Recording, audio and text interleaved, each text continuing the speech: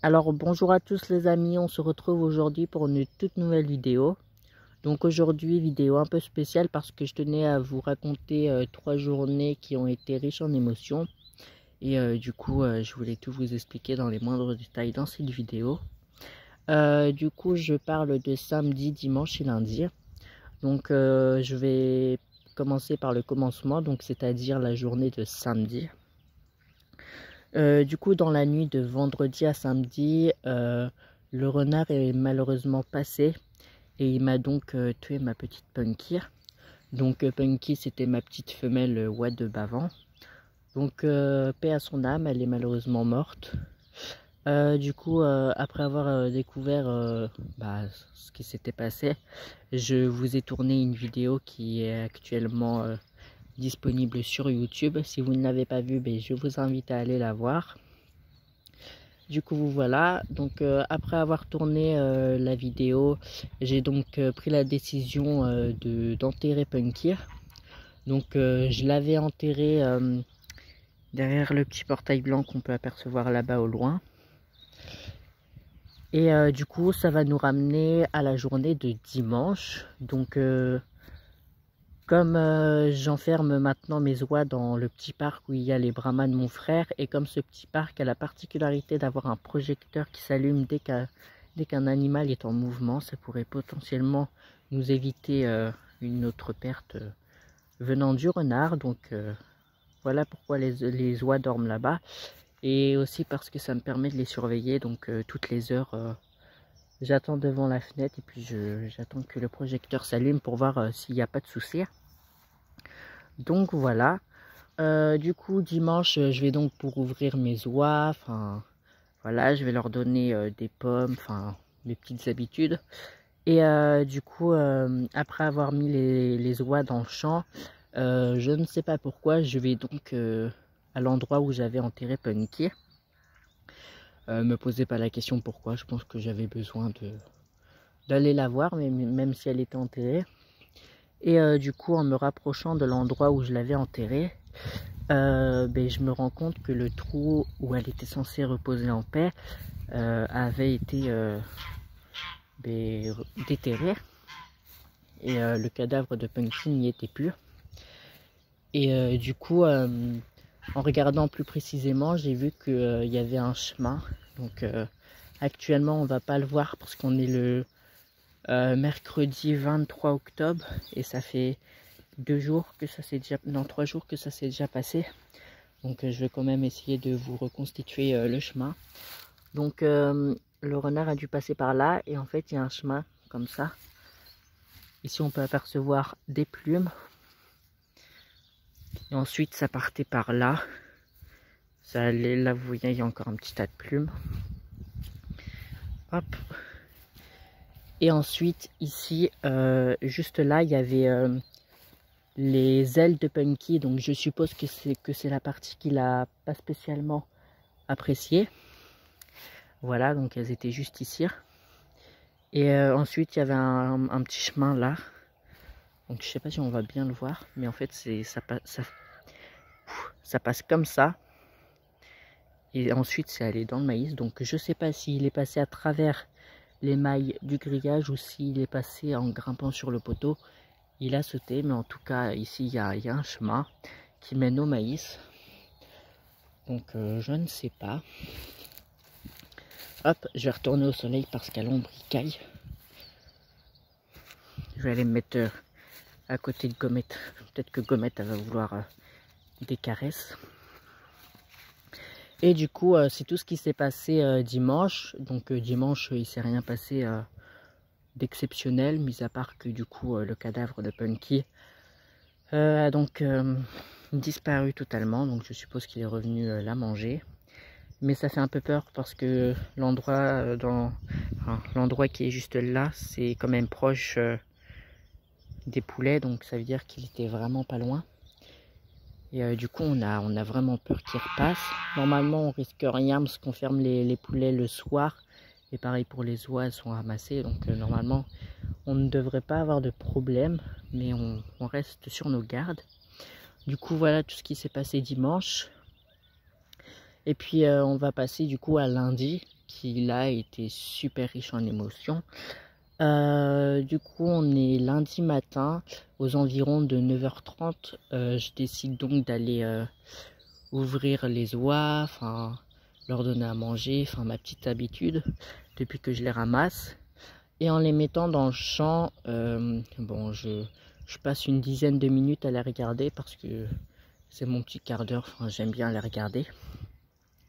Et du coup, je les regarde et puis derrière moi, j'entends un bruit. Et en me retournant, je vois du coup les deux ânesses qui arrivent vers moi en courant. Et puis elles s'arrêtent auprès de moi et puis elles regardent dans le bas du champ.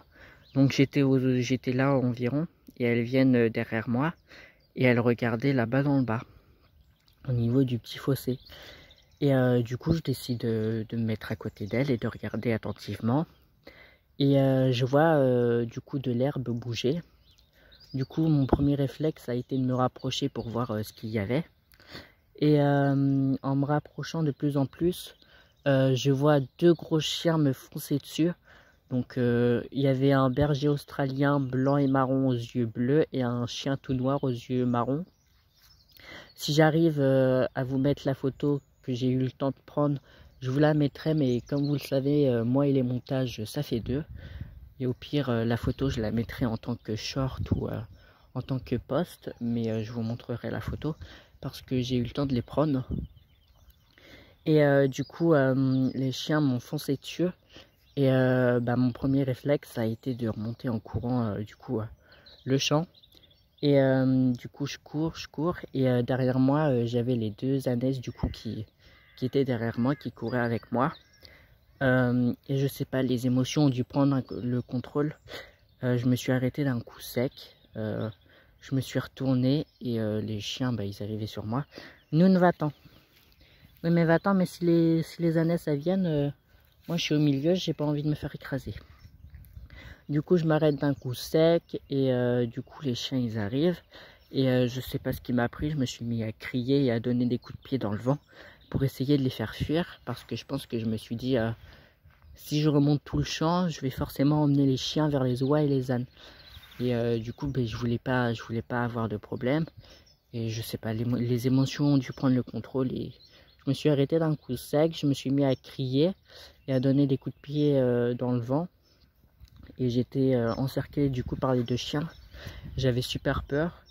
Et je sais pas, à un moment donné, ils se sont mis à aboyer et après ils sont partis en courant. Donc j'ai eu le temps de les prendre en photo. Donc comme je vous l'ai dit, si je peux réussir à vous montrer les chiens, j'essayerai de la mettre en tant que post ou en short. Mais du coup voilà, donc j'étais choqué parce que je sais pas ce qu'ils viennent faire ici. Oui Gogo, tu veux une petite caresse? Et du coup voilà, c'est tout ce qui s'est passé lundi. Donc voilà. Du coup actuellement les oies elles sont dans le champ parce que lundi comme c'était tôt le matin, oh, t'es pas très propre Gogo.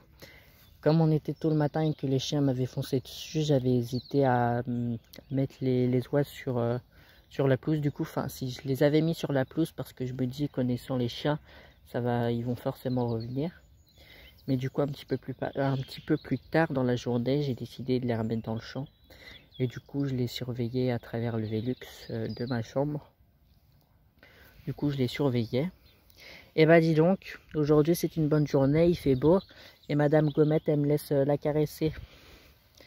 T'as les oreilles baissées, je veux pas que t'as les oreilles baissées. T'es un âne, on connaît tous la légende des ânes. Ah, je suis choquée, c'est la première fois qu'elle se laisse caresser sur tout le corps. Ah, ma petite Gommette. Ah, ma petite Gommette. Oh, oui, faut pas que tu aies les oreilles au-dessus saignes. Qu'est-ce que tu as ici? C'est les mouches. Elles sont méchantes les mouches. Alors là, je suis obligée de vous montrer ces images-là parce que Gommette, elle se laisse jamais caresser. En plus sur tout le corps, alors là, je sais pas ce qu'il y a d'exceptionnel. Je vais quand même me méfier parce que voyez-vous, les ânes, quand ça a la tête baissée, c'est pas forcément bon signe. Donc je reste sur mes gardes. Bon, après, c'est Gommette. Gommette, je sais qu'elle est plutôt sympa comparée à sa mère qui, elle, a un sacré caractère. Un Gommette, tu fais la grimace? Montre aux abonnés comment tu fais la grimace. Fais la grimace. Tu veux pas faire la grimace? Fais la grimace. Fais la grimace. Allez, petite Coco. Ah, elle va la faire.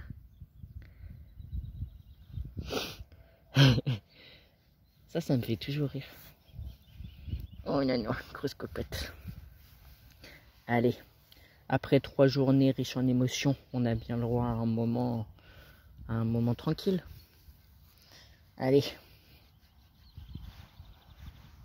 Bon, je vais aller vous montrer les oies.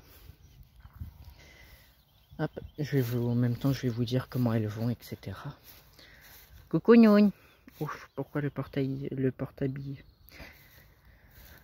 Ok, donc les cocottes sont juste là. Donc depuis que Punky est morte, je trouve que l'atmosphère est plutôt tendue. Donc maintenant, elles restent toujours à cet endroit. Elles ne vont plus dans le bas. Je vais me mettre de l'autre côté parce que je suppose que le soleil il doit vous gêner. Donc je disais donc que les oies n'allaient plus dans le bas. Elles restaient toujours dans les environs juste ici. Et je sens bien que l'atmosphère est tendue. Je vois bien qu'elles ont peur et qu'elles sont très méfiantes, ce qui est totalement compréhensible. Donc voilà. Autrement, tout le monde va bien. Coucou les louloutes. Maintenant, elles ont compris le soir. Dès qu'elles me voient, elles attendent au portail. Le portail qui est juste derrière là. Et du coup, elles vont toutes seules à leur parc. Et puis j'ai juste à refermer le grillage. Et puis voilà. Peut-être que je vous ferai une vidéo pour vous montrer. Parce que c'est vraiment incroyable. Allez louloutes. Et puis je sens aussi que entre elle et moi, on est vraiment super proches. Du moins avec le pépère là, je sais que dès qu'il me voit, eh ben, il est super content, ça se ressent et ça c'est vraiment formidable. Donc hier j'ai changé l'eau. Donc cette fois-ci j'ai pas utilisé l'eau du puits. Comme il pleuvait beaucoup, j'ai juste retourné le bac et j'ai laissé la pluie remplir le bac. Et du coup, comme vous pouvez le constater, elles se sont baignées parce que l'eau n'est pas propre. Et puis il y a des plumes, donc c'est vraiment super bien. Et je pense que comme ça, je vais fabriquer un petit truc qui va pouvoir, vous voyez, faire comme les gouttières. Mettre un long tuyau qui fait comme ça. Enfin, pardonnez-moi, là je perds les mots. Vous voyez, utiliser un truc comme ça, le couper en deux et l'accrocher comme ça, ce qui permettrait à la pluie du coup de descendre et faire une descente qui va directement au-dessus du bac à eau. Comme ça, quand il pleuvra, j'aurai juste à enlever l'eau et du coup ça se remplira tout seul. Et puis au moins ça nous évite de gaspiller de l'eau dans le puits. Du coup voilà, donc une vidéo un petit peu de tout. Donc je vous racontais mes péripéties pendant ces 3 journées. Et puis je vous donne également quelques nouvelles concernant les oies. Donc voilà. Du coup voilà, donc si c'est la fin de la vidéo. Donc si elle vous a plu, bah, je vous invite à liker, à commenter. Puis à vous abonner pour me soutenir et suivre mon évolution. Et moi je vous dis ciao pour une prochaine vidéo. Ciao, c'était l'élevage de Juju.